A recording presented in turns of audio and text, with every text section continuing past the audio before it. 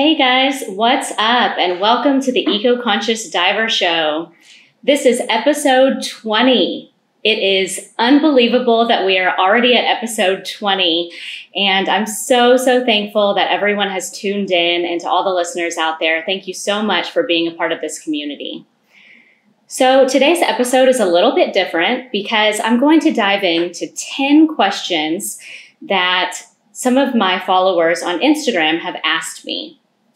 So let's get started. This is episode 20 with Caitlin McCall. Welcome to the Eco-Conscious Diver Show. I'm your host, Caitlin, PADI scuba instructor, scientific diver, and science communication specialist. I'm here to remind you that being eco-conscious is cool, learning about the environment can be fun, and climate change isn't a dirty phrase. Each week, I'll be teaching you how to use your unique skills for marine conservation and giving you insight into past and present conservation stories so that you can create epic change in your own life and become the best version of yourself possible. Are you ready to dive? Question number 1. Imposter syndrome, feeling like there's not room for me in marine biology or conservation. So first of all, I want to tell you that if you have a drive and a love for ocean and for conserving it, there's absolutely work to be done and a need for your unique skills in marine conservation. There's a free marine conservation challenge on my website that can show you how to harness your own skills for this cause over a 5-day workshop. So I encourage you to do that challenge and to write down your answers. And I bet you'll be surprised at what you'll find. I always say if you have a skill, marine conservation definitely needs it. Even if you're an accountant and numbers are your jam, there is a nonprofit out there that needs an accountant. So that's just one example, but there's so many examples of ways that marine conservation can use your unique skills. Question number 2. How to get started when you live nowhere near the ocean. So there are so many ways to get started from anywhere. First off, I have a lot of digital resources, such as this podcast that you're listening to now, that can help to get you started and help you find a direction for your passion. If you're ready to jump in head first, I also have an online course titled A Complete Introduction to Marine Conservation that will give you 2 conservation certifications and will give you all of the knowledge that you need as a basis in this field. So I recommend taking a look around the website because there's definitely a ton you can do just from home. Question number 3, and this is a question I hear all the time about marine conservation and marine biology fields.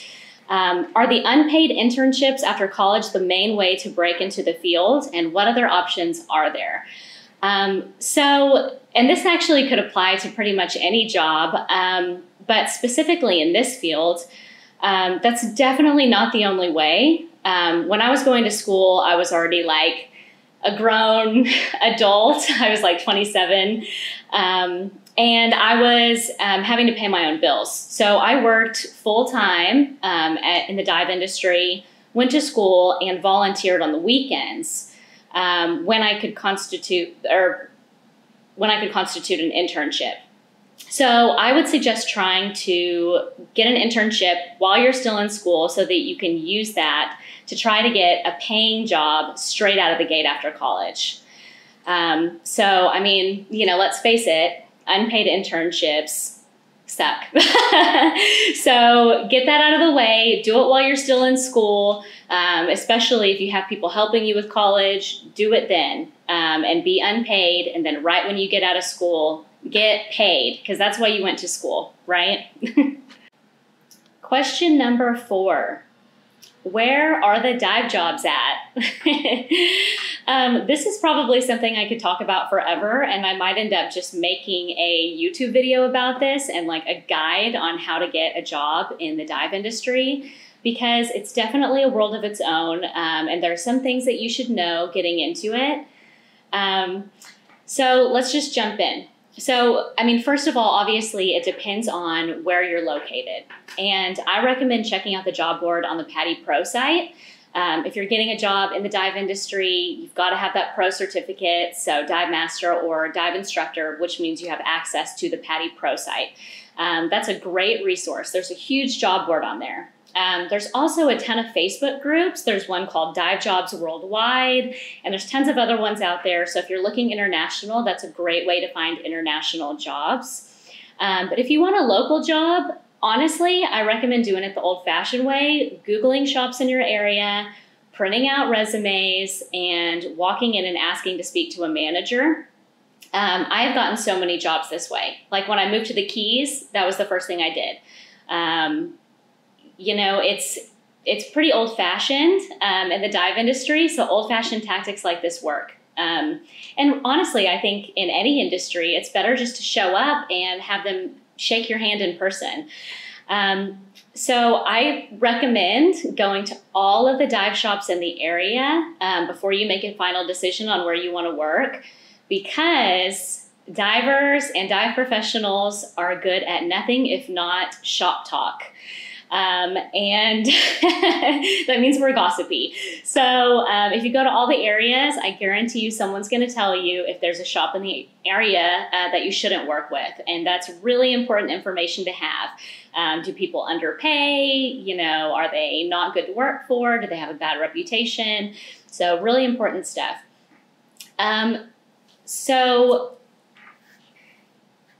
Some extra things I would definitely put on your resume, because obviously if you're going in to get a job, you're pro level, you're dive master or instructor and up, everyone is going into these jobs with the same certifications. Everybody has those instructor or dive master certifications.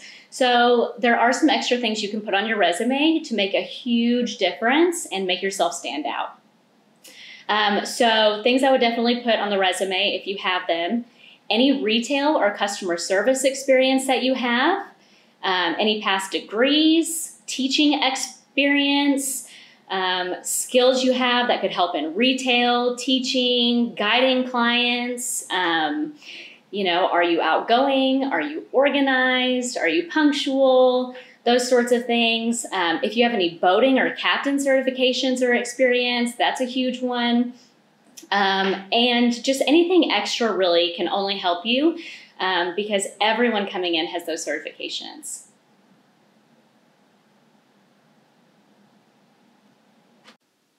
Question number 5. When you lived in the St. Pete area, what were some of your favorite sustainable local businesses to shop from?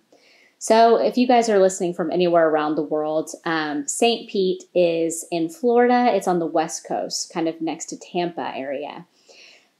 So some spots in this area, the Refillery is a really good option, and also Sands Market. Those are local spots. I also really love Rollin' Oats. It's actually a grocery store, but they have a whole eco-friendly cleaning aisle and amazing body care products and makeup there that are eco-conscious and sustainable. And you can really tell that they handpick all the items in their store. So I really, really miss that grocery store now that I live in Fort Lauderdale. Question number 6. How did you grow your Instagram following? And this one's really interesting because I feel like I get this question a lot by a lot of people who are trying to grow their Instagram following. And I mean, if you're trying to start any sort of business, nonprofit, help yourself professionally, pretty much anyone is trying to grow a following online these days because this is the easiest way to do it, right? So I guess before I get into answering this question, I should tell you I have a bachelor's degree in advertising and communication studies, and I have worked in marketing, you know, for the better part of a decade in different marketing roles, being a marketing director, those sorts of things. So of course I've applied this stuff to my own business and to my own account. You know, this is sort of a loaded question, mostly because there isn't just one answer. So not to give you too long of a story, but I have tried and failed many times to start businesses. And I failed because I didn't love what I was doing. So almost 2 years ago now, I decided that I was going to start a business based on what I love that could also help the oceans. And so that's when I built the Instagram at C. Caitlin McCall. that account just to do that. I didn't have like one viral post or, date someone like a professional basketball player or something like that. Like that is not how I grew my following. It was my plan all along to build this following. So I've actually, have had a lot of people ask me this question, and I'm seriously considering creating a course in 2021 and calling it How to Make an Impact on Social Media, because so many people need these skills. And I would love to help other people do what I did. Honestly, I've just applied a ton of digital marketing techniques.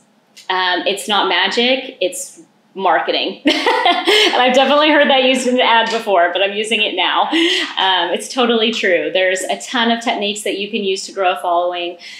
So if you're interested in that, definitely email me and I'll put you on the list, because I think that's probably the next course I'm going to make, just because I get that question so often. And hopefully people would use that information and skills to start a sustainable business or use it for marine conservation. So stay tuned. Question number 7. Can a middle-aged handicapped guy get a job in marine conservation?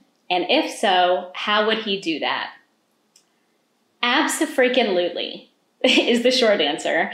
Once again, there are so many skills needed for this cause. And in this particular case, I suggest looking at the skills you've acquired from past work experience and applying those skills towards work at maybe an established nonprofit or organization. I'm sure that they need someone who has taken years to develop skills just like what you have. So I would definitely look at your past work experience, dig into that resume, and then just look around, see what people need. Go in and talk to your favorite nonprofit. If you're really interested in turtles and there's, a nonprofit 30 minutes away from you, or less, then go in and just be like, hey, I'm wondering if you guys are looking for help. I tell you, they're always looking for help. Question number 8. I'm currently a sophomore in college, meaning I'm a broke college kid. What is your best advice on how to live a sustainable yet affordable lifestyle at the same time? So I love this question because I can tell you that when I started my sustainable lifestyle journey, I was living in Key West and was completely broke and strapped for cash, as most people that live in the Keys are. So, I just took it 1 month at a time. So unless you're Bill Gates and you have, a maid who can go out and just swap all this stuff for you and you have all the money to do it, I recommend doing it this way so it's not so overwhelming.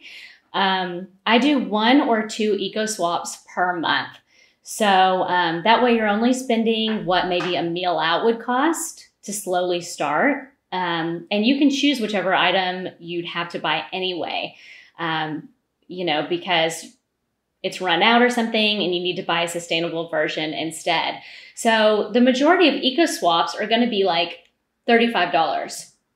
And that may sound like a lot up front, but honestly, that's how much like eating out without a cocktail would cost. So that's not much money at all. And these sustainable options actually last you longer. So a good example of this is razors. So when I started my sustainable journey, I had a huge pack of pink razors that were plastic from the store. There was like 20 of them in the bag. So don't just rush out and buy something new. Wait until you need it. So I waited until I was done with all 20 of those pink plastic razors. And then I went out and I bought myself a safety razor. With safety razors, you really only have to change the blade like once every 3 months.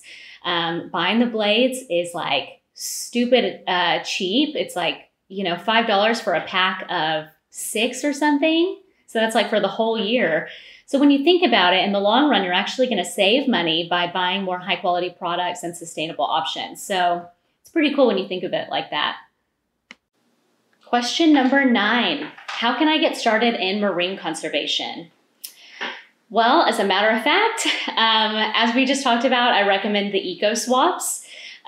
checking out my free resources, which are on my website, my online course, and we've already talked about that.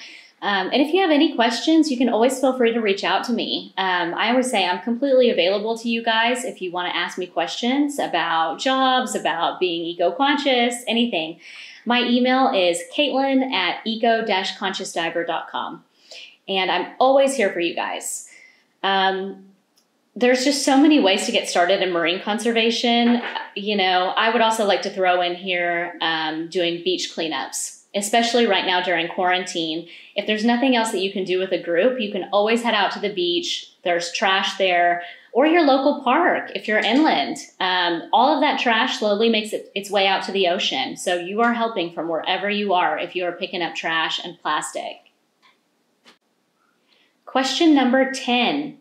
If I want to combine my science degree with communications for a job role, do you think I need to get another degree in communications or marketing?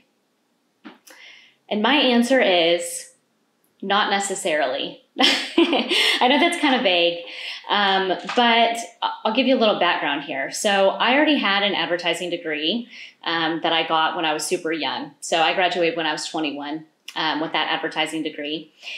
And I started working in that field at that time. But the funny thing is that most of the things I learned in that degree were for print advertising. So that's like the Stone Age now. And in fact, most of the first jobs that I had out of college were at magazines. So, print advertising is pretty much dead at this point. I mean, not all of it, but some of it is. And in recent years, for my most current marketing positions, I did a lot of self-learning in digital marketing and copywriting for online use. So I'm here to tell you, technology now is crazy. So it's constantly changing. You always have to keep learning. I would recommend just start doing that now. The point of me telling you all this is to prove that you really can learn anything online. I'd recommend getting an online communication certification or taking a class as one of your electives. Or even taking a night class at a junior college if you're not degree seeking.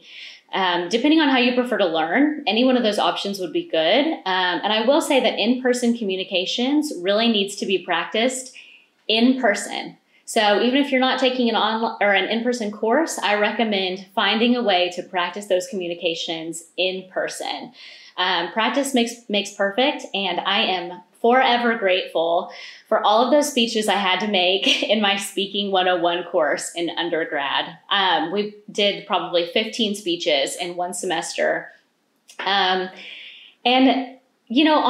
all of this probably applies mostly to people that are looking to get a job because you'd need to prove that you have those skills on a resume, right? But if you're going to work for yourself, do you need a communications degree? I mean, you're only having to prove it to yourself, right? So if you can get the skills some other way, then, that's up to your own discretion. But that's my 2 cents. All right, that was the last of the questions from the Q&A from my Instagram post. I love the scope and just differences in all of these questions. We were able to cover a wide variety of topics, and I look forward to doing another Q&A again. I think I'm definitely going to keep doing this. I did live stream this on my Instagram, so if you're not, make sure you're following me at @CaitlinMcCall. It's linked underneath the episode, and we'll see you next week. I hope you guys enjoyed the podcast and learned some valuable information about the journey of conservation. This is a constant process of learning, growth, and understanding.